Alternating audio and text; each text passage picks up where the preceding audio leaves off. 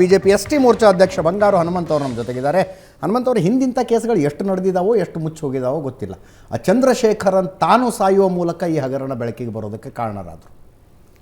Sir, ಈಗ ನಿಮಗೆ ಒಂದು ಗೊತ್ತಿರುವ ಹಾಗೆ ಇಡೀ ದೇಶದಲ್ಲೇ ದಲಿತರ ಹಣ ನುಂಗಿದ ಏಕೈಕ ಮುಖ್ಯಮಂತ್ರಿ ಯಾರಿದ ಸಿದ್ದರಾಮಯ್ಯನವರು. ಅದನ್ನ ಒಂದು ಕಡೆ ಇನ್ನೊಂದು ಕಡೆ ಕಳಿಸಿದಾರೆ ಅಂತ ಹೇಳ್ರಿ. ನುಂಗಿದಾರ ಅಂದ್ರೆ ಏನರ್ಥ? ಮನೆಗೆ ತಗೊಂಡು ಹೋಗಿದ್ದಾರೆ ಅವರು? ಅಲ್ಲ, ಆ್ಯಕ್ಚುಲಿ ಅವ್ರು ಗ್ಯಾರಂಟಿ ಯೋಜನೆಗಳಿಗೆ ಹಾಕಿದ್ದಾರೆ. ಅದು ಸರಿನಾ ತಪ್ಪ ಅನ್ನೋ ಚರ್ಚೆ ಆಗ್ತಾ ಇದೆ. ಈಗ ಗ್ಯಾರಂಟಿ ಯೋಜನೆಗೆ ಅಂತಂದರೆ ಈಗ SC PTSP ಒಂದು ಅನುದಾನವನ್ನು ಹಾಕ್ಲಿಕ್ಕೆ ಗೌರ್ಮೆಂಟ್ ಯೋಜನೆಗೆ ಇದನ್ನೇ ಬೇಕಾಯ್ತಾ? ನಮ್ಮ ದಲಿತರ ಹಣನೇ ಬೇಕಾಯ್ತಾ? ನಿಮಗೆ ಗೊತ್ತಿರುವ ಹಾಗೆ ಈ ಒಂದು ವಾಲ್ಮೀಕಿ ಹಗರಣದಲ್ಲಿ ಸುಮಾರು 187 ಕೋಟಿ. ಒಂದು ನಿಮಿಷ ಅಲ್ಲ 20 ನಿಮಿಷ ಕೂತಿದ್ವಿ. ಆಮೇಲೆ ಫಸ್ಟ್ ಟೈಮ್ ಬಂದಿದ್ದಾರೆ. You have to encourage him. Yes, ಇವತ್ತು 187 ಕೋಟಿ ಬೃಹತ್ ಹಗರಣದಲ್ಲಿ ಸುಮಾರು ಎಲ್ಲ ತೆಲಂಗಾಣಕ್ಕೆ ಒಂದೇ ಹೈದರಾಬಾದ್ ಫಸ್ಟ್ ಬ್ಯಾಂಕ್ ಕಂಪ್ನಿಗೆ 94 ಕೋಟಿ ರೂಪಾಯಿ ಹೋಗಿದೆ. ಹೌದು. ನೆಕ್ಕುಂಟು ರಾಜ್ ಅವರು ಮತ್ತು ನಾಗೇಶ್ವರ ರಾವ್ ಮತ್ತು ಶರ್ಮಾ ಅವರಿಂದ ಇವರು 18 ಖಾತೆಗಳ ಅಮೌಂಟ್ ಹಾಕೋದ್ರ ಜೊತೆಗೆ 700 ಖಾತೆಗಳಿಗೆ ಸಬ್ ಆಗಿ ಹೋಗಿದೆ. ಅದರಲ್ಲಿ ಈಗ ನಮ್ಮ ಒಂದು ಎಸ್ ಟಿ ನಿಗಮದಿಂದ ಫಲಾನುಭವಿಗಳಿಗೆ ಹೋಗ್ಬೇಕು. ಇವತ್ತು ಬಾರ್ಗಳಿಗೆ, ವೈನ್ ಶಾಪ್ಗಳಿಗೆ, ಆಮೇಲೆ ಕೆಲವರು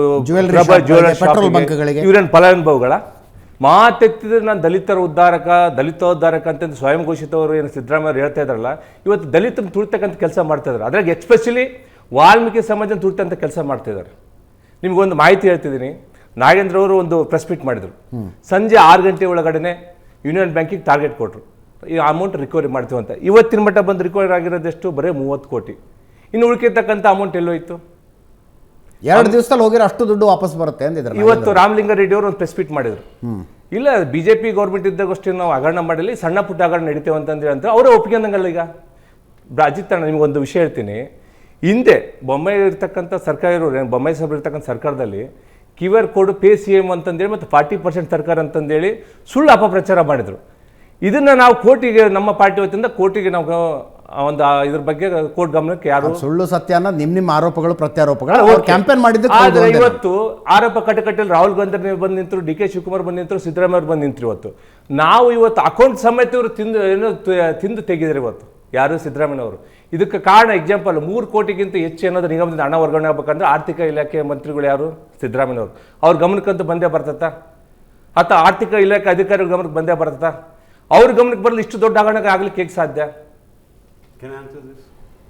Sir, I would like to answer him this because upcoming guy. Let him encourage him and tell him.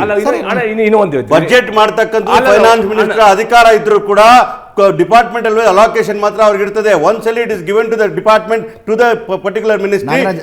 Nagendra was responsible for that ministry to hold that account in place. Nagaraj Yadav, ನೀವು ಹೇಳೋದ್ರ ಅರ್ಥ ಸಿದ್ದರಾಮಯ್ಯನವರಿಗೆ ಅವ್ರ ಡಿಪಾರ್ಟ್ಮೆಂಟ್ ಮೇಲೆ control ಇಲ್ಲ ಅಂತ ಆಗುತ್ತೆ. Let me clarify to you. Control ಇಲ್ಲ ಅಂತ ಆಗುತ್ತೆ. ಒಂದು ನಿಮಿಷ Let me clarify. 30 seconds ಕೊಡಿ ಸರ್, ಆಮೇಲೆ ಮಾತಾಡಿ. 30 seconds humble request. 15 seconds ಅಲ್ಲಿ ಹೇಳ್ತೀನಿ. 15 seconds. ಸಿದ್ದರಾಮಯ್ಯನವರ ಮೇಲೆ ವೈಯಕ್ತಿಕ ಭ್ರಷ್ಟಾಚಾರದ ಆರೋಪ ನಾನು ಇಲ್ಲಿ ಮಾಡ್ತಾ ಇಲ್ಲ. ಆದರೆ 92 ಕೋಟಿ ರೂಪಾಯಿ ಅವರ ಇಲಾಖೆಯಿಂದ ಒಂದು ಅಕ್ರಮ ಅಕೌಂಟ್ಗೆ ಟ್ರಾನ್ಸ್ಫರ್ ಆಗಿದೆ ಅಂದಾಗ ಸಿದ್ದರಾಮಯ್ಯನವರು ಇಂಟರ್ ಡಿಪಾರ್ಟ್ಮೆಂಟಲ್ ಎನ್ಕ್ವೈರಿ ಆರ್ಡರ್ ಮಾಡಬೇಕಾಗಿತ್ತು. ಇಂಟರ್ ಡಿಪಾರ್ಟ್ಮೆಂಟಲ್ ಎನ್ಕ್ವೈರಿ ಆರ್ಡರ್ ಮಾಡಬೇಕು. Let me speak to you. Yes, ನೋಡಿ, ಈ ವಿಚಾರದ ಬಂದಾಗ ಬಹಳ ಜನ ತಪ್ಪು ಕಲ್ಪನೆ ಮಾತಾಡ್ತಾರೆ. ಈ ವಕೀಲರು ಮಾತಾಡುವಾಗ ಅರ್ಥಪೂರ್ಣವಾಗಿ ಮಾತಾಡ್ತಾ ಇದ್ರು, ಆದರೆ ಜನ ಪೊಲಿಟಿಷಿಯನ್ಸ್ ಮಾತ್ರ ರಾಂಗ್ ಮಾತಾಡ್ತಾರೆ. ಯಾವುದೇ ಬಜೆಟಿಂಗ್ ಮಾಡಿದಾಗ ನಾವು 56,000 ಕೋಟಿ ರೂಪಾಯಿ ನಾವು ಗ್ಯಾರಂಟಿಗಳು ಕೊಡ್ತೀವಿ. ಮಿಕ್ಕಿದ ವಿಚಾರಗಳನ್ನ ಅಭಿವೃದ್ಧಿಗೆ 1,20,000 ಕೋಟಿ ಕೊಟ್ಟಾಗ ಮತ್ತು SC STPಗೆ 34,000 ಕೋಟಿನ ಮೀಸಲಿಟ್ಟಂಥ SCಗಳಿಗೆ 24.10% ಅಂತ ಬಜೆಟ್ ಅಲೋಕೇಶನ್ ಕೊಟ್ಟಿರ್ತಾರೆ. ಈಗ ಬಜೆಟ್ ಮಾಡ್ತಕ್ಕಂಥ ಫೈನಾನ್ಸ್ ಮಿನಿಸ್ಟರ್ ಕೆಲಸ ಏನಂತಂದರೆ ಟ್ರಾನ್ಸ್ಪೋರ್ಟ್ಗಿಷ್ಟು, ಎಜುಕೇಷನ್ಗಿಷ್ಟು, ಹೆಲ್ತ್ಗಿಷ್ಟು ಎಲ್ಲ ಕೊಟ್ಟಿರ್ತಕ್ಕಂಥ ವಿಚಾರದಲ್ಲಿ ಆಮೇಲೆ ಎಲ್ಲ 34 ಮಂತ್ರಿಗಳಿಗೆ ಉಸ್ತುವಾರಿ ಇರ್ತಕ್ಕಂಥವ್ರು ಮೇಲಿರ್ತಕ್ಕಂಥ ಮುಖ್ಯಮಂತ್ರಿಯ ಜವಾಬ್ದಾರ ಆಗ್ತಾರೆ, ನೋ ಡೌಟ್ ಅಬೌಟ್ ಇಟ್. ಆದರೆ ಅಲ್ಲಿ ಕ್ಯಾಬಿನೆಟ್ ಮಂತ್ರಿ ಅಂತ ಯಾವ ನಾಗೇಂದ್ರವನ್ನು ಕೊಟ್ಟಿರ್ತೀರೋ ಅದು ಅವರ ಜವಾಬ್ದಾರಿ ಆಗಿರ್ತದೆ. ಅದನ್ನು ಅವರ ನಿಗಮ ಅಂತ ಕೊಟ್ಟಿರ್ಬೇಕಾದ್ರೆ ಅಧ್ಯಕ್ಷರ ಕೆಳಗಡೆ ಇರ್ತಕ್ಕಂಥ MD ಅಂತ ಇರ್ತಾರಲ್ಲ, ಕಾರ್ಯಾಂಗದ ವ್ಯವಸ್ಥೆ ನೋಡ್ತಕ್ಕಂಥವ್ರು, ಈ ಟ್ರಾನ್ಸಾಕ್ಷನ್ ನೋಡ್ತಕ್ಕಂಥವ್ರು, ಯಾವುದೇ ಮಂತ್ರಿಗಳು ಯಾವುದೇ ಚೆಕ್ಗಾಗಲಿ ಇನ್ನೊಂದಕ್ಕಾಗಲಿ ಸೈನ್ ಮಾಡಲಿಕ್ಕೆ ಅಧಿಕಾರ ಇರೋದಿಲ್ಲ. ಯಾಕಂದ್ರೆ ನಾನು MLC ಶಾಸಕನಾಗಿದ್ದೀನಿ, ಒಬ್ಬ BMTC ಅಧ್ಯಕ್ಷನಾಗಿ ಕೆಲಸ ಮಾಡಿರ್ತಕ್ಕ ಅನುಭವ ಇರೋದ್ರೆ ಹೇಳಿ 1 ಮಿನಿಟ್ ಮುಗಿಸ್ತೀನಿ. ಕಾರ್ಯಾಂಗದಲ್ಲಿ ಆಗಿರ್ತಕ್ಕಂಥ ಅವ್ಯವಹಾರಗಳನ್ನ ನಾ ಅಲ್ಲಗಳಿತಾ ಇಲ್ಲ. ಮೇಲ್ನೋಟಕ್ಕೆ ಕಾಣ್ತಾ ಇರ್ತಕ್ಕಂಥ ನಿಜ. ಯಾವ ಅಧಿಕಾರಿಗಳಿಗೆ ಶಾಮೀಲಾಗಿದ್ದಾರೋ ಅವ್ರ ಮೇಲೆ ಕ್ರಮ ಆಗಲೇಬೇಕು ಅಂತಕ್ಕಂಥ ವಿಚಾರದಲ್ಲಿ ಕಾಂಗ್ರೆಸ್ ಪಕ್ಷ ಹೇಳ್ತಾ ಇದೆ. ಈ ಶಾಸಕರು ಮತ್ತೆ 1 ನಿಮಿಷ sir, 30 second sir, 15 second, 10 second, ಇದನ್ನ ರೇನ್ಕೋಟ್ ಹಾಕೊಂಡು ಸ್ನಾನ ಮಾಡೋದು ಅಂತಾರೆ. ಅದಲ್ಲ ಸರ್, ಗೊತ್ತೇ ಆಗ್ಲಿಲ್ಲ ಅಧಿಕಾರಿಗಳು ಏನೋ ಮಾಡ್ಬಿಟ್ರು, ಅಧಿಕಾರಿಗಳು ಏನೋ ಮಾಡಿಬಿಟ್ರು. ರೇನ್ಕೋಟ್ ಹಾಕೊಂಡು ಸ್ನಾನ ಮಾಡೋದು ಅಂತಾರೆ. ನಾಗೇಂದ್ರ ಅವರ ನೈತಿಕ ಜವಾಬ್ದಾರಿ ಬಂದೇ ಬರ್ತದೆ. ಇನ್ವೆಸ್ಟಿಗೇಷನ್ ಅಂದ್ರೆ ಇನ್ವಾಲ್ವ್ಮೆಂಟ್ ಇದ್ರೆ definitely you have to pay a price for it ಅಂತ. ಹಂಗೆ ಮುಖ್ಯಮಂತ್ರಿಗಳು ಹಣಕಾಸು ಇಲಾಖೆಯಿಂದ 92 ಕೋಟಿ ರೂಪಾಯಿನ ಆ ಅಕ್ರಮ ಅಕೌಂಟ್ಗೆ ಹಾಕೋದಕ್ಕೆ ಯಾರು ಥಂಬ್ ಇಂಪ್ರೆಷನ್ ಕೊಟ್ರಲ್ಲ ಅಧಿಕಾರಿ, ಆ ಅಧಿಕಾರಿ ಸಸ್ಪೆಂಡ್ ಮಾಡಿ ಡಿಪಾರ್ಟ್ಮೆಂಟ್ ಎನ್ಕ್ವೈರಿ ಮಾಡಿಸ್ಲಿ. Your suggestion is taken into cognisance, no doubt about it. Definitely we take it into cognisance. ವಿಚಾರ ಬಂದಿರತಕ್ಕಂತಂದ್ರೆ ಯಾರು ನಾಗೇಂದ್ರ ಅವರ ಇಲಾಖೆ ಅಂತ SIT ರಚನೆಯಾದ ನಂತರ ನಾಗೇಂದ್ರ ಅವರ ವಿಚಾರಣೆ ತನಕ 40 ದಿವಸ ಬೇಕಾಯಿತು. ನಾಗೇಂದ್ರ ದದ್ದಲ್ರಿಗೆ ನೋಟಿಸ್ ಕೊಟ್ಟು ವಿಚಾರಣೆ ಕರೆಸೋದಕ್ಕೆ ತೆಗೆದುಕೊಂಡ ಅವಧಿ 40 ದಿವಸ. 3 SITಗಳು ಒಟ್ಟೊಟ್ಟಿಗೆ ನಡೀತಾ ಇದ್ದಾವೆ ಈ ರಾಜ್ಯದಲ್ಲಿ. ಒಂದು ಪ್ರಜ್ವಲ್ ರೇವಣ್ಣ, ಸೂರಜ್ ರೇವಣ್ಣ ಕೇಸು, ಒಂದು SIT ಇದೆ. ಇನ್ನೊಂದು ಯಡಿಯೂರಪ್ಪನವರ ಮೇಲೆ ಆದಂತಹ ಪೋಕ್ಸೋ ಕೇಸು, ಇನ್ನೊಂದು SIT ಇದೆ. ಮತ್ತೊಂದು ಈ ವಾಲ್ಮೀಕಿ ಹಗರಣದ ಕೇಸ್ನಲ್ಲಿ SIT ಆಗಿದೆ. ಆ 2 SITಗಳು ಹೆಂಗ್ ಕೆಲಸ ಮಾಡ್ತಾ ಇದ್ದಾವೆ, ಈ ಒಂದು SIT ಹೆಂಗ್ ಕೆಲಸ ಮಾಡ್ತಾ ಇದೆ, ರಾಜ್ಯ ಜನರ ಮುಂದಿದೆ ರೀ. ನೀವ್ ಏನ್ ಅಲ್ಲಗಳಿದ್ರು ರಾಜ್ಯದ ಜನರ ಮುಂದಿದೆ. ಭವಾನಿ ರೇವಣ್ಣನವ್ರಿಗೆ ಒಂದ್ ನಿಮಿಷ Nagaraj Yadav, please Nagaraj Yadav, you will have to listen to me. Nagaraj Yadav ಕೇಳಿಸ್ಕೋಬೇಕು, ನೀವು ಕೇಳಿಸ್ಕೋಬೇಕು. ಭವಾನಿ ಒಂದ್ ನಿಮಿಷ Nagaraj Yadav, Nagaraj Yadav listen to me, Nagaraj Yadav. ನಾನು ಲಾಯರ್ಗೆ ಕೇಳ್ತೀನಿ, ಈಗ ಲಾಯರ್ಗೆ ಕೇಳ್ತೀನಿ. ಭವಾನಿ ರೇವಣ್ಣ ಅವರಿಗೆ ಜಾಮೀನು ಕೊಡಲಾಗಿದೆ. ಆ ಜಾಮೀನನ್ನು ರದ್ದು ಮಾಡಿ ಅಂತ SIT ಅಧಿಕಾರಿಗಳು ದಿಲ್ಲಿಲಿ ಕೂತ್ಕೊಂಡಿದ್ದಾರೆ ಸುಪ್ರೀಂ ಕೋರ್ಟ್ ನಲ್ಲಿ ರದ್ದು ಮಾಡೋದಕ್ಕೆ. Why not? ಹಾಗಾದ್ರೆ ಇಲ್ಲೇ ಇರುವ ನಾಗೇಂದ್ರನ್ ಕರ್ಸೋದಕ್ಕೆ 40 ದಿವಸ ಬೇಕಾಗಿದೆ ವಿಚಾರಣೆಗೆ. ನಾನು ಧನಂಜಯ್ ಸರ್ ಕೇಳ್ತೀನಿ. ಧನಂಜಯ್, 2 ಇನ್ವೆಸ್ಟಿಗೇಟಿಂಗ್ ಏಜೆನ್ಸಿಗಳು 2 ರೀತಿ ಬೇರೆ ಬೇರೆ ರೀತಿಯಲ್ಲಿ ಇನ್ವೆಸ್ಟಿಗೇಷನ್ ನಡೆಸಿದಾಗ ಇನ್ವೆಸ್ಟಿಗೇಷನ್ ಪ್ರಾಸೆಸ್ ಮೇಲೆ ಡೌಟ್ ಬರಬೇಕೋ ಬರಬಾರ್ದು? 40 ದಿನಗಳ ಕಾಲಹರಣ ಮಾಡಿರೋದಕ್ಕೆ ಯಾವುದೇ ಸಮರ್ಥನೆ ಕೊಡ್ಲಿಕ್ಕೆ ಆಗೋದಿಲ್ಲ. ಅದರ ಮಧ್ಯದಲ್ಲಿ ಹೇಳ್ತೀನಿ, ಒಬ್ಬ ಅಕ್ಯೂಸ್ಡ್ ಕೋರ್ಟಿಗೆ ಅಫಿಡವಿಟ್ ಸಲ್ಲಿಸ್ತಾನೆ, ನನ್ನ ಹೆಂಡತಿ ಮಕ್ಕಳಿಗೆ ಬಂದು ಧಮಕಿ ಹಾಕಿದ್ದಾರೆ ನಾಗೇಂದ್ರ ಕಡೆಯವರು ಅಂತ. ನನ್ನನ್ನು ಕೋರ್ಟಿಗೆ ಕರ್ಕೊಂಡು ಬರುವಾಗ ನನ್ನ ಮೇಲೆ ಹಲ್ಲೆ ಪ್ರಯತ್ನ ಆಯಿತು ಅಂತ ಒಬ್ಬ ಹೇಳ್ತಾನೆ. SIT ರಚನೆ ಮಾಡುವಂಥದ್ದು ತ್ವರಿತಗತಿಯಲ್ಲಿ ಕೆಲಸ ಮಾಡಲಿ ಅಂತ 2-3 ಹೆಚ್ಚಂದ್ರೆ 4-5 ದಿನಗಳಲ್ಲಿ ಮಾಡಬೇಕಾಗಿರುವಂಥದ್ದನ್ನು 40 ದಿನಗಳ ಕಾಲ ತಗೊಂಡ್ರೆ ಅದನ್ನು ಮುಚ್ಚಾಕುವಂಥ ಒಂದು ಪ್ರಯತ್ನ ಅಂತ ಭಾವಿಸ್ಬೇಕಾಗತ್ತೆ. That will be a reasonable inference. Yes Nagaraj Yadav, ಯಾಕೆ ಅನ್ಕೋಬಾರ್ದು? See, he's got his version. Definitely this version ಅಂದ್ರೆ ಏನ್ರಿ? ಬಿಜೆಪಿ ಜೆಡಿಎಸ್ ವರ್ಷನ್ ಹೇಳ್ತಾ ಇದ್ದಾರೆ ಅವರು. That is a legal. ನಾಳೆ ದಿವಸ ನ್ಯಾಯಾಲಯದಲ್ಲಿ ಹೋದ್ರೆ ಈ ಪ್ರಶ್ನೆ ಬರುತ್ತೆ. That is the legal version is telling me definitely all this investigation officer Ajit debate ನ ವಾಚ್ ಮಾಡ್ತಾ ಇರ್ತಾರೆ. ಈ ಸಜೆಷನ್ ಗಳನ್ನು ಕೂಡ ತಗೊಳ್ತಾರೆ.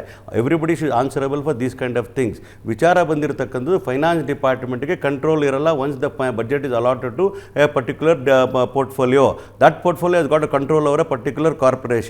These people should understand this matter ಅನ್ನೋ ಮಾತನ್ನ ಮಾತ್ರ ಹೇಳಲಿಕ್ಕೆ ಬಯಸ್ತಾ ಇದ್ದೆ. ನಾವು ಎಲ್ಲೂ ಕೂಡ ಕರಪ್ಷನ್ ಜಸ್ಟಿಫೈ ಮಾಡ್ತಿಲ್ಲ. ಆಮೇಲೆ ಇವರು ಉತ್ತಮ ಶಬ್ದಗಳ ಸತ್ಯವನ್ನು ಮುಚ್ಚಿಡೋದಕ್ಕಾಗಲ್ಲ. ಆಮೇಲೆ ಇನ್ನೊಂದು ನಿಮಿಷ ಉತ್ತಮ ಶಬ್ದಗಳ ಸತ್ಯವನ್ನು ಮುಚ್ಚಿಡೋದಕ್ಕಾಗೋದಿಲ್ಲ. ಆ ಅಕೌಂಟಿಗೆ ದುಡ್ಡು ಹೋದ ಮೇಲೆ ದುಡ್ಡು ಎಲ್ಲಿಗೆ ಹೋಯ್ತು ಅನ್ನೋದನ್ನು ಫೈನಾನ್ಸ್ ಡಿಪಾರ್ಟ್ಮೆಂಟ್ ಮಾನಿಟರ್ ಮಾಡಬೇಕಾಗಿತ್ತು ಅಂತ ಹೇಳ್ತಿಲ್ಲ ನಾನು. ಫೈನಾನ್ಸ್ ಡಿಪಾರ್ಟ್ಮೆಂಟಿನ ಹುಜೂರ್ ಖಜಾನೆ ನಂಬರ್ 2 ಇಂದ 92 ಕೋಟಿ ರೂಪಾಯಿ ಅಕ್ರಮ ಅಕೌಂಟಿಗೆ ಹೋಯ್ತಲ್ಲ, ಅದರ ಪ್ರಶ್ನೆ ಮಾಡ್ತಾ ಇರೋದು ನಾನು. To be very frank with you, that is also been investigated. Internally work is going on. ಇನ್ನೊಂದು ಹೇಳ ನಿಮಗೆ, ಇಂಥ ವಿಚಾರಗಳಿಗೆ CAG comes in place. Tomorrow CAG will ask, ನೀವು SC ST ಗಿಟ್ಟಿ ದುಡ್ಡನ್ನ ನೀವು ಯಾಕೆ ಹಿಂಗೆ ದುರುಪಯೋಗ ಮಾಡ್ಕೊಂಡ್ರಿ, ಯಾಕೆ ಎಲ್ಲೋಯ್ತು ಅಂತ ಕೇಳ್ತಕ್ಕಂಥ ಇಲಾಖೆಗಳು ಇವೆ. ಕರ್ನಾಟಕದಲ್ಲೂ ಕೂಡ accounting general is there. CAG ಬರುವಂತದ್ದು 1 ವರ್ಷದ ನಂತರ.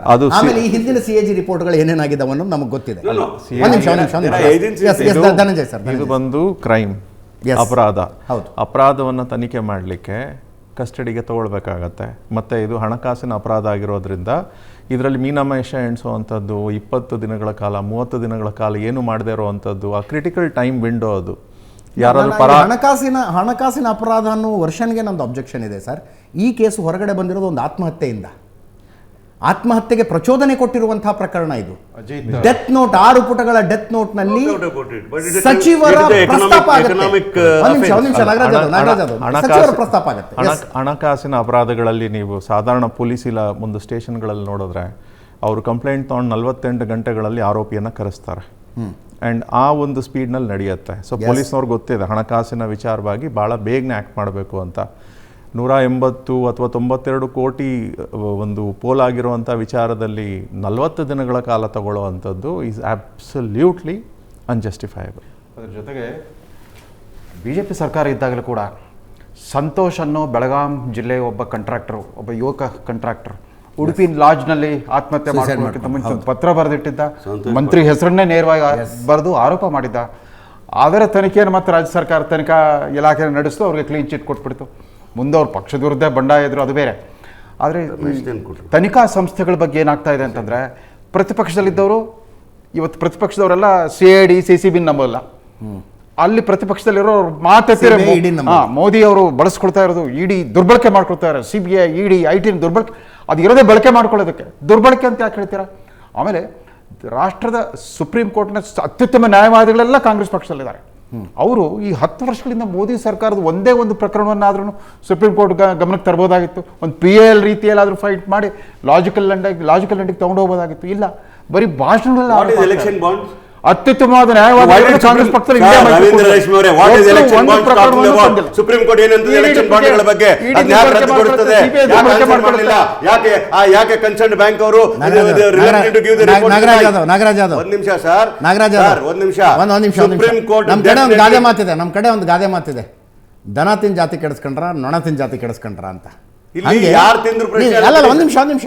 ಎಲೆಕ್ಷನ್ ಬಾಂಡ್ ಅನ್ನುವ ಪ್ರಾಸೆಸ್ಸೇ ಫ್ರಾಡ್ ಇದೆ. ಕಾಂಗ್ರೆಸ್ ಪಕ್ಷ ಇದರ ಮೂಲಕ ದುಡ್ಡು ತಗೊಳ್ಳೋದಿಲ್ಲ ಅಂತ ಏನಾರ ನೀವು ತೀರ್ಮಾನ ಮಾಡಿದ್ರೆ ಈ ವಾದ ಮಾಡೋ ದಯವಿಟ್ಟು ಎಲೆಕ್ಷನ್ ಬಾಂಡಿಗೆ ಹೋಗೋದು ಬೇಡ. ಈಗ ಎಲೆಕ್ಷನ್ ಬಾಂಡಿಗೆ ಹೋಗೋದಿಲ್ಲ.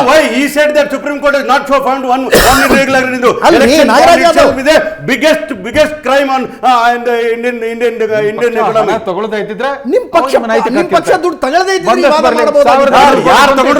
ಒಂದ್ ನಿಮಿಷ ಎಲೆಕ್ಷನ್ ತಪ್ಪು ಅಂತ ಹೇಳ್ತಾ ಇದ್ದೀನಿ. ಅಲ್ಲಿ ಬಿಜೆಪಿ ಅದು ಬಿಜೆಪಿ ಕಾನ್ಸೆಪ್ಟ್ ಆಗಿತ್ತು ಅಂತ ಮಾತ್ರ ಹೇಳ್ತಾ ಇದ್ದೀನಿ. ಬಿಜೆಪಿಯ ಎಲೆಕ್ಷನ್ ಬಾಂಡ್ ವಿಷಯದಲ್ಲಿ ಕಮ್ಯುನಿಸ್ಟ್ ಪಕ್ಷದವ್ರು ಏನಾದ್ರು ಹಿಂಗ್ ಕುತ್ಕೊಂಡು ಮಾತಾಡಿದ್ರೆ ಮೆಚ್ತೀನಿ ನಾನು ಅವ್ರನ್ನ. ಯಾಕಂದ್ರೆ ಈ ಪ್ರಾಸೆಸ್ ಫ್ರಾಡ್ ಇದೆ, ನಮಗೆ ಈ ಪ್ರಾಸೆಸ್ ಮೂಲಕ ದುಡ್ಡು ಬೇಡ ಅಂತ ಹೇಳ್ತು ಕಮ್ಯುನಿಸ್ಟ್ ಪಕ್ಷ. ಅದು ಮಾರಲ್ ಹೈಗ್ರೌಂಡ್ ತಗೊಳ್ಳೋದಂದ್ರೆ ಅದು ಸರ್. ಈಗ ನನಗೆ ಮಾರಲ್ ಹೈಗ್ರೌಂಡ್ ಇದೆಯಲ್ಲ, ಇವ್ರು ಕೇಳಿದ ಪ್ರಶ್ನೆ ಕೇಳ್ತಾ ಇದ್ದೀನಿ ನಾನು. ಒಂದೇ ಒಂದು ಹಗರಣವನ್ನು ತೋರಿಸಿ ಅಂತಂದ್ರು. ಎಲೆಕ್ಷನ್ ಬಾಂಡ್ ಇಟ್ಸ್ ಇದೆ ಬಿಗ್ಗೆಸ್ಟ್ ಹಗರಣ ಇಂದ ಇಂಡಿಯನ್ ಡೆಮಾಕ್ರಸಿ ಅಂತ ಹೇಳ್ತಾರೆ. ಇಲ್ಲಿ ವಿಚಾರ ಬಂದಾಗ ಇವ್ರು ಹೇಳ್ತಾರೆ ಸರ್ ಒಂದ್ ನಿಮಿಷ ಸಿದ್ದರಾಮಯ್ಯ ನಿಮಗೆ ಬಂದಿರೋ ದುಡ್ಡು ಅದು ಬರ್ತೀನಿ ನಿಮ್ಗೆ. ಯಾಕಂದ್ರೆ ಇವ್ರು ಹೇಳಿದ ಕ್ವಶನ್ ಮರಿಬಾರ್ದು. ಇವರು ಯಂಗ್ಸ್ಟರ್ ಗ್ರೋಯಿಂಗ್. ಇವ್ರು ಏನಂತ ಇದ್ರು, SCP TSP ದುಡ್ಡನ್ನ ದುರುಪಯೋಗ ಪಡಿಸ್ಕೊಬಿಟ್ರೆ ದುರುಪಯೋಗ ಸಿದ್ದರಾಮಯ್ಯ ಮನೆಗೆ ತಗೊಂಡೋದ್ರ. ಒಂದ್ ನಿಮಿಷ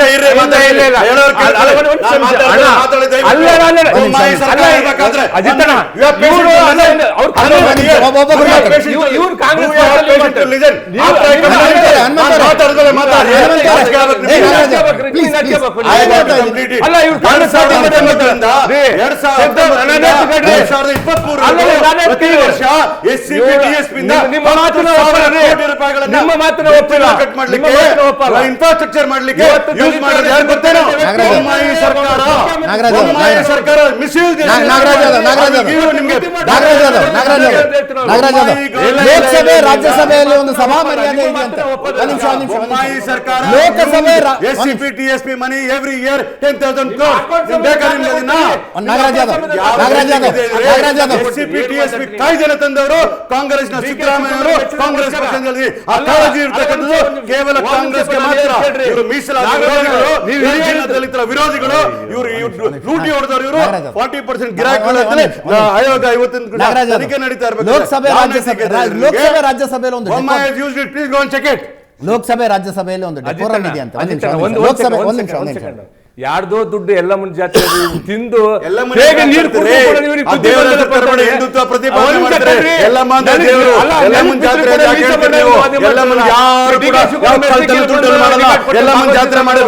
ನಾವಿದ್ದೀವಿ. ಭಕ್ತಿಯಿಂದ ಕೆಲಸ ಮಾಡ್ತಕ್ಕಂಥವ್ರು, ಭಕ್ತಿಯಿಂದ ಇರ್ತಕ್ಕಂಥವ್ರು ಎಲ್ಲ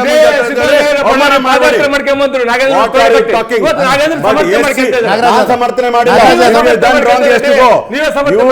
ಬೊಮ್ಮಾಯಿ ಅವರು SCP STP ಯಲ್ಲಿ 10,000 ಕೋಟಿ ರೂಪಾಯಿ ಇನ್ಫ್ರಾಸ್ಟ್ರಕ್ಚರ್ ಯೂಸ್ ಮಾಡಿದ್ದಾರೆ. ಅದಕ್ಕೆ ನಾವು ಅಧಿಕಾರಕ್ಕೆ ಬಂದು 7 DNAs ಗೆ ಸ್ಕ್ರಾಪ್ ಮಾಡಿರೋದು. 7C allows us to use it for a welfare scheme. Does it understand the law? Does it know what is the act is about? BJP ಸರ್ಕಾರದಲ್ಲಿ ಆಕ್ಟ್ ತರಲಿಕ್ಕೂ ಆಗೋದಿಲ್ಲ, ಅದು ಮಾಡ್ಲಿಕ್ಕೂ ಆಗೋದಿಲ್ಲ. ಯಾವ ಮಾತಾಡ್ತಾರೆ ಈ ಕಥೆಯವರು? ಯಾವ ದೊಡ್ಡ ಬಾಯಿ ಇದ್ದವ್ರಿಗೆ ಕಾಲ ಆಗ್ಬಿಟ್ಟಿದೆ. ಒಂದು ಬ್ರೇಕ್ ತಗೊಂಡು ವಾಪಸ್ ಬರ್ತೀನಿ. ಇವ್ರು ಕಾಂಗ್ರೆಸ್ ಪಾರ್ಟಿ ಅಂತ ಹೇಳಿ ಕಾಂಗ್ರೆಸ್ ಪಾರ್ಟಿ ಮಾತಾಡ್ತಾರೆ. ದಲಿತರ ಹಣ ತಿಂದಿರ್ತಕ್ಕಂಥ ವ್ಯಕ್ತಿ.